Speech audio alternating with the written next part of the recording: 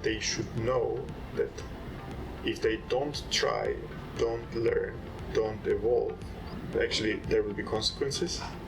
And taking a safer route, like not just sitting and doing nothing, is actually more dangerous. My name is Aram Sargsyan. I'm the COO of FREENOW. That's a long story. It started probably 7 years ago when I joined another ride-hailing taxi company, which is named Yandex Taxi, which is part of a bigger internet giant originating from Russia called Yandex. Back in the time, I joined the international team to launch new countries and modernize the taxi world. We actually succeeded quite well. Reached to 18 countries coverage, millions and millions of users, millions of drivers. It was a huge business. It's continuing to grow. And at a certain moment when I was like, okay, I need more challenges, I want to do something on my own, I started working with Yandex. Back in the time I was responsible already as a VP strategy and went investing and working on own startups. And that was the moment when FREENOW reached to me, because this is a small industry, we know each other very well. FREENOW asked me to come to Europe to help to do the same as we did in other countries, to modernize the taxis and grow the business. That's how I appeared first in Hamburg, and 1 year, 1.5 years later in Barcelona. There are a couple of things. I think one major takeaway from Yandex was that you had to learn how to grow super fast. It's not like a traditional manufacturing company where you are having 3-4% year-over-year growth and you are happy with it. There we would have been having something like 10% week-over-week growth and changing all the processes and all the rules every month, and you had to find the ways how to address it. That was a big learning point, like how to deal with fast-paced startups.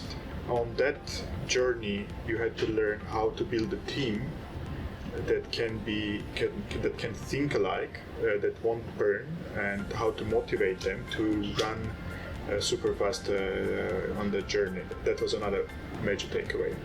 For me personally, one of the key things was how to make sure that everything, you still have the passion for the thing, for the business, for the work that we are doing, and how to make sure that everyone around you share the passion and actually enjoy doing it, because otherwise, with such fast-paced environments, it doesn't work. So one kind of my internal joke I shared also on MWC recently is that when doing the hiring of people, I do make sure that people understand the humor, the jokes, because otherwise we will not be able to work together. And if we share that part, then it will work out. Vision-wise, I would say it's super important that you have this bigger picture, or what are you changing, what good are you doing for the society, for people, as well as having tangible goals, like how are you progressing in your day-to-day business, so that people can relate and see that they're indeed doing things that is really speaking to the vision and they're sharing the vision. For me, it has been always super important to deal with businesses where you are returning time to people.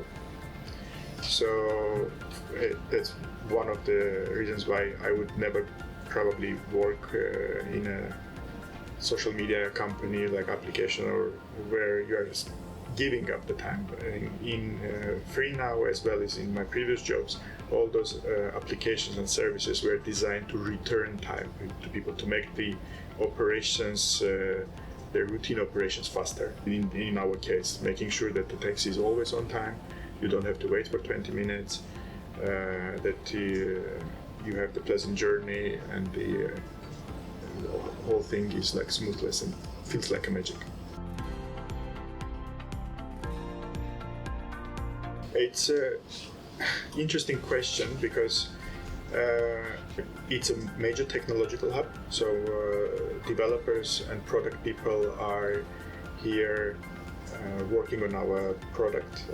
But on top of it, we have a partnership team that is dealing with all our partnerships all over Europe.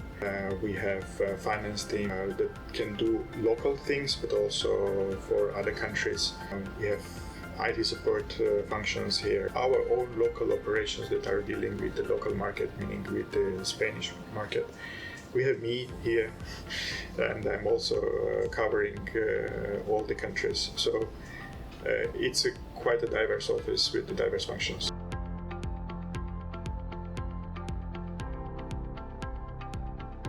Actually, I would say that this is not a fair comparison. This is not apple to apple.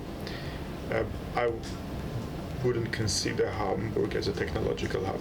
Barcelona, in that respect, in my opinion, should be compared to either London or Amsterdam or Berlin.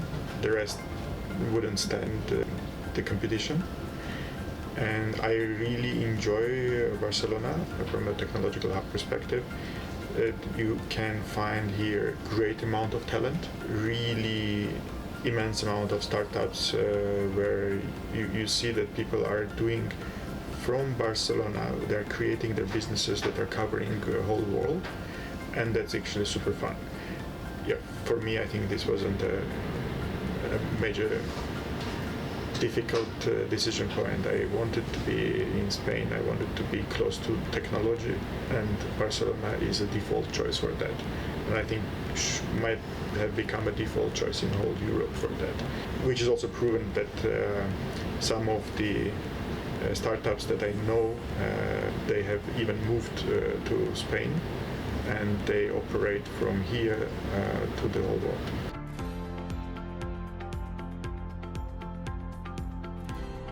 We actively participate in all the possible events, and yes, there's a knowledge sharing between different companies, but I'm hoping that we should be starting to take even more active part in the technological life of Barcelona.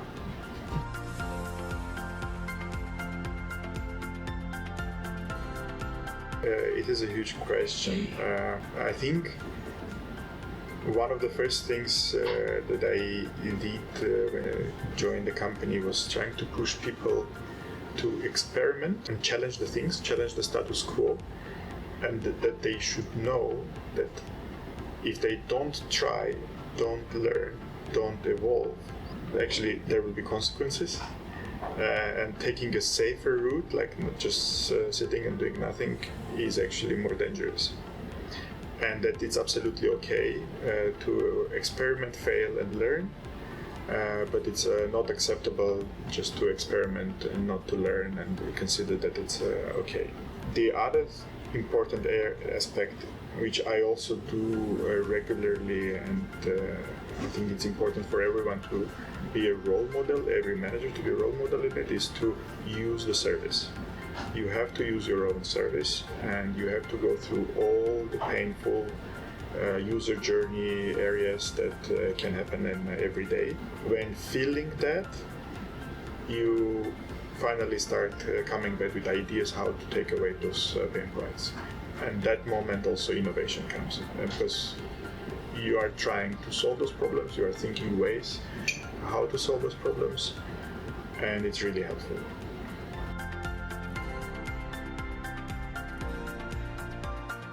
That's an interesting one. There are advantages and disadvantages having a huge corporate shareholders. Advantages being that you have access to their big ecosystems and their support, and they are really big in Europe, and you can use that. Disadvantages being that because those are big corporations, they sometimes like the startup mindset. So you have to spend a lot more time explaining things, how startup should be operating, how much risk appetite you should be having. But other than that, I think we are doing quite fine. That's a good one. I hope that we'll be exposed a lot more to the tech ecosystem of Barcelona. So far, it looks super promising, because especially if you go to Plekhanov, it's an area in Barcelona where it's literally impossible to cross the street without meeting tech guys and girls, like or accessing one of the tens of co-workings where you can feel the vibe that people are actually building here startups. And that area, right now you see that it is developing, and probably one of the main developing forces there are the IT companies. But if you rewind it probably 5 to 10 years ago, it was not the best areas of Barcelona, and it's cool to see that things are improving, things are moving, and a lot more companies and a lot more teams from all over the world see as their home base Barcelona. They're moving, and that has to be probably the biggest quality criteria that actually is working out.